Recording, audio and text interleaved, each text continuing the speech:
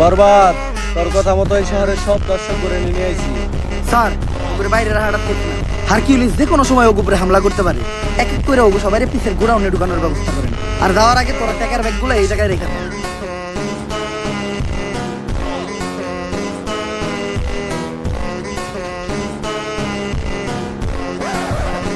Sir, বাইরে তো আমরা ওখানে ভিতর থেকে সেফটি দেওয়ার লেগেও কাউরে দরকার। আর যেটা আমাদের মতো পাতি পুলিশ অফিসার দিয়ে হইব না।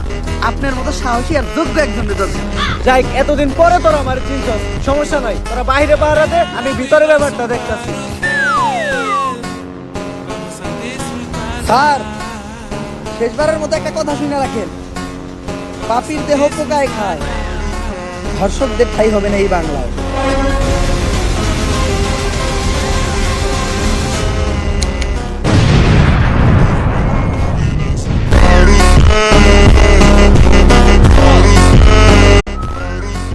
বরবাদ, তোর কথা মতো এই শহরের সব দর্শক করে নিয়ে আইছি।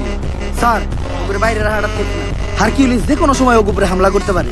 এক এক করে ওগু সবাই পিছের গোডাউনে ঢুকানোর ব্যবস্থা করেন। আর যাওয়ার আগে তোরা টাকার ব্যাগগুলো এই জায়গায় রেখে দেন।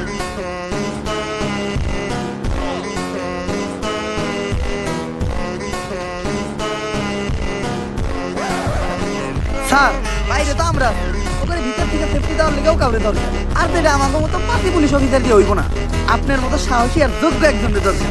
যাই, এতদিন পরে তোরা আমার চিনছস, সমস্যা নাই, তোরা বাইরে পাহারা দে, আমি ভিতরে ব্যাপারটা দেখতাছি। স্যার, শেষবারের মতো একটা কথা শুনে রাখেন। পাপির দেহ পোকায় খায়, ধর্ষকদের ঠাই হবে না এই বাংলায়।